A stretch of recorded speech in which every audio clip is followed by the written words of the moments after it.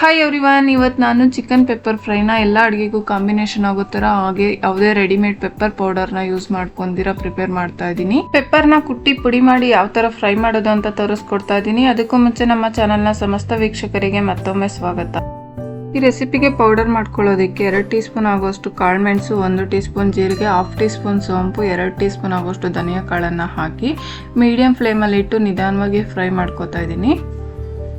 ನೋಡಿ, ಲೈಟಾಗಿ colour transfer ಆಗ್ತಾ ಹೋಗುತ್ತೆ, ಹಾಗೆ ಒಳ್ಳೆ ಘಮ ಬರುತ್ತೆ. ಅಲ್ಲಿವರೆಗೂ ಫ್ರೈ ಮಾಡ್ಕೋಬೇಕು. ಇಷ್ಟಾದರೆ ಸಾಕಾಗತ್ತೆ. ಈಗ ಇದನ್ನು ಒಂದು ಪ್ಲೇಟ್ಗೆ ಟ್ರಾನ್ಸ್ಫರ್ ಮಾಡಿಕೊಂಡು ತಣಿಯೋದಕ್ಕೆ ಬಿಡಬೇಕು.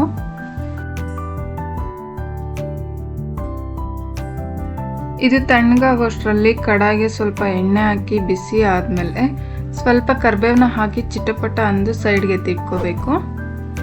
ಇದನ್ನು ಮತ್ತೆ ಲಾಸ್ಟಲ್ಲಿ ಹಾಕೋದಿದೆ, ಅದಕ್ಕೋಸ್ಕರ ನೋಡಿ ಒಂದು ಪ್ಲೇಟಿಗೆ ತೆಗೆದಿಟ್ಕೋತಾ ಇದ್ದೀನಿ. ಇದನ್ನು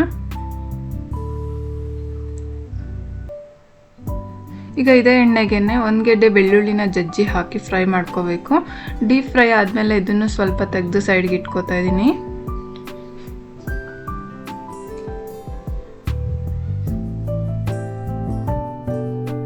ಈಗ ಬೆಳ್ಳುಳ್ಳಿ ಜೊತೆಗೆ ಒಂದು 5-6 ಒಣಮೆಣಸಿನ್ಕಾಯಿನ ಹಾಕಿಬಿಟ್ಟು ಫ್ರೈ ಮಾಡಿ 2ರಿಂದ 3 ಮೆಣಸಿನ್ಕಾಯಿನ ಸಪ್ರೇಟ್ ಮಾಡಿ ಇಟ್ಕೋತೀನಿ. ನೋಡಿ, ಇದಿಷ್ಟು ಆದಮೇಲೆ ಒಂದು ದೊಡ್ಡ ಸೈಜ್ ಈರುಳ್ಳಿನ ಕಡ್ಡಿ ಥರ ಕಟ್ ಮಾಡಿ ಹಾಕಿ ಫ್ರೈ ಮಾಡ್ಕೋತಾ ಇದ್ದೀನಿ. ಈರುಳ್ಳಿ ಹಾಫ್ ಬಾಯ್ಲ್ ಆದರೆ ಸಾಕಾಗುತ್ತೆ ಈ ರೆಸಿಪಿಗೆ. ಈರುಳ್ಳಿ ಬೇಯೋಷ್ಟರಲ್ಲಿ ಆಗಲೇ ತಣಿಯಕ್ಕಿಟ್ಟಿದ್ದಂಥ ಪದಾರ್ಥನೆಲ್ಲ ಕುಟಾಣಿಗೆ ಹಾಕಿ ಪುಡಿ ಮಾಡಿ ಇಟ್ಕೊಳ್ಳೋಣ. ಈ ಥರ ಕುಟಾಣಿ ಇಲ್ಲ ಜಜ್ಜೋ ಕಲ್ಲಿದ್ರೆ ಹಾಕಿ ಪುಡಿ ಮಾಡ್ಕೊಳ್ಳಿ, ಇಲ್ಲಾಂದರೆ ಮಿಕ್ಸಿಗೂ ಹಾಕ್ಕೋಬೋದು. ಆದರೆ ಇಷ್ಟೊಂದು ಟೇಸ್ಟ್ ಬರಲ್ಲ ಮಿಕ್ಸಿಗೆ ಹಾಕಿದ್ರೆ. ಪುಡಿ ಮಾಡುವಾಗ ತರ್ತರಿಯಾಗಿ ಪುಡಿ ಮಾಡ್ಕೊಳ್ಳಿ, ಅದು ಫ್ಲೇವರ್ ಬಾಯಿಗೆ ಸಿಗ್ತಾ ಇರಬೇಕು ತಿನ್ನುವಾಗ, ಆಗ್ಲೇ ಟೇಸ್ಟ್ ಅನ್ಸೋದು. ಇಷ್ಟು ತರ್ತರಿಯಾಗಿ ಕುಟ್ಕೊಂಡ್ರೆ ಸಾಕಾಗತ್ತೆ.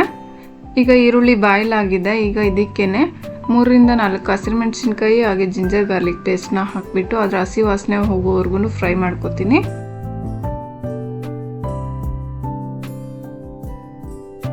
ಇದೆಲ್ಲ ಫ್ರೈ ಆಗಿದ್ದಾದ್ಮೇಲೆ 1 kg ಚಿಕನ್ನ ವಾಶ್ ಮಾಡಿ ಹಾಕೋತಾ ಇದ್ದೀನಿ. ವಿತೌಟ್ ಸ್ಕಿನ್ ಹಾಕ್ಕೊಂಡ್ರೆ ಹೆಲ್ದಿನೂ ಹೌದು, ಹಾಗೆ ಟೇಸ್ಟಿಯಾಗಿ ಸಹ ಇರುತ್ತೆ.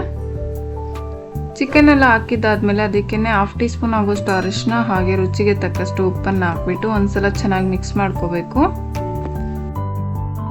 ಚಿಕನ್ ಎಲ್ಲ ಮಿಕ್ಸ್ ಮಾಡ್ಕೊಂಡಿದ್ದಾದ್ಮೇಲೆ ಇದಕ್ಕೆ 100 ml ಆಗೋಷ್ಟು ನೀರನ್ನು ಹಾಕಿಬಿಟ್ಟು ಒಂದ್ಸಲ ಚೆನ್ನಾಗಿ ಮಿಕ್ಸ್ ಮಾಡಿ ಲಿಡ್ನ ಕ್ಲೋಸ್ ಮಾಡಿ 15 ಮಿನಿಟ್ಸ್ ಬೇಯಿಸ್ಕೋಬೇಕು. ಇಲ್ಲಿ ಚಿಕನ್ನ ಮ್ಯಾರಿನೇಟ್ ಮಾಡದೇ ಇರೋದ್ರಿಂದ ಈ ಥರ ನೀರು ಹಾಕಿ ಬೇಯಿಸ್ಕೊಳ್ಳೋದ್ರಿಂದ ಚಿಕನ್ ರಬ್ಬರ್ ಆಗದಿರ ಸಾಫ್ಟಾಗಿ ಜ್ಯೂಸಿಯಾಗಿರುತ್ತೆ. ಹಾಗೆ ವಯಸ್ಸಾದವ್ರಿಗೂ ಚಿಕ್ಕ ಮಕ್ಳಿಗೂ ಸಹ ತಿನ್ನೋಕ್ಕೆ ಚೆನ್ನಾಗಿ ಅನಿಸುತ್ತೆ, ಟೇಸ್ಟಿಯಾಗಿ ಸಹ ಇರುತ್ತೆ. ನೋಡಿ, 15 ನಿಮಿಷ ಆದಮೇಲೆ ಲಿಡ್ ಓಪನ್ ಮಾಡಿ ತೋರಿಸ್ತಾ ಇದ್ದೀನಿ. ಚಿಕನ್ 80% ಬೆಂದ್ಕೊಂಡಿದೆ. ಇವಾಗ ಆಗಲೇ ಕುಟ್ಟಿ ಪುಡಿ ಮಾಡಿ ಇಟ್ಕೊಂಡಿದ್ದಂಥ ಅಷ್ಟು ಪೌಡರ್ನ ಹಾಕ್ಕೋಬೇಕು. ಪೌಡರ್ ಹಾಕುವಾಗ ಗುಡ್ಡೆ ಥರ ಅಲ್ದಿರ ಎಲ್ಲ ಕಡೆ ಸ್ಪ್ರೆಡ್ ಆಗೋ ಥರ ಹಗಲವಾಗಿ ಹಾಕ್ಕೊಳ್ಳಿ, ಮಿಕ್ಸ್ ಮಾಡೋಕ್ಕೆ ಈಸಿ ಆಗುತ್ತೆ. ಈಗ ಇದಕ್ಕೇನೆ 1/2 ಟೀ ಸ್ಪೂನ್ ಆಗೋಷ್ಟು ಗರಂ ಮಸಾಲಾನ ಹಾಕಿ ಪೆಪ್ಪರ್ ಪೌಡರು ಹಾಗೆ ಚಿಕನ್ನು ಎಲ್ಲ ಒಂದಕ್ಕೊಂದು ಹೊಂದ್ಕೋಬೇಕು ಚೆನ್ನಾಗಿ, ಅಲ್ಲಿವರೆಗೂ ಚೆನ್ನಾಗಿ ಮಿಕ್ಸ್ ಮಾಡ್ಕೋಬೇಕು. ನೋಡಿ, ಒಂದಕ್ಕೊಂದು ಹೊಂದ್ಕೊಂಡು ಚೆನ್ನಾಗಿ ಮಿಕ್ಸ್ ಆಗಿದೆ. ಈಗ ಲಿಡ್ ಕ್ಲೋಸ್ ಮಾಡಿಬಿಟ್ಟು ಒಂದು 3 ಮಿನಿಟ್ಸು ಸೆಟ್ ಆಗೋದಕ್ಕೆ ಮೀಡಿಯಂ ಫ್ಲೇಮಲ್ಲಿ ಇಟ್ಟು ಬೇಯಿಸ್ಕೊಳ್ಳಿ.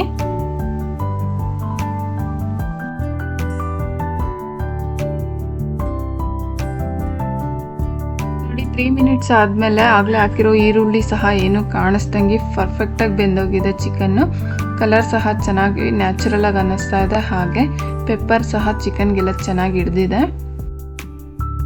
ಈಗ ಇದಕ್ಕೆ ಸ್ವಲ್ಪ ಕೊತ್ತಂಬರಿನ ಸಣ್ಣದಾಗಿ ಹೆಚ್ಚಿ ಹಾಕಿ ಒಂದ್ಸಲ ಕೈ ಆಡಿಸ್ಕೊಳ್ಳಿ.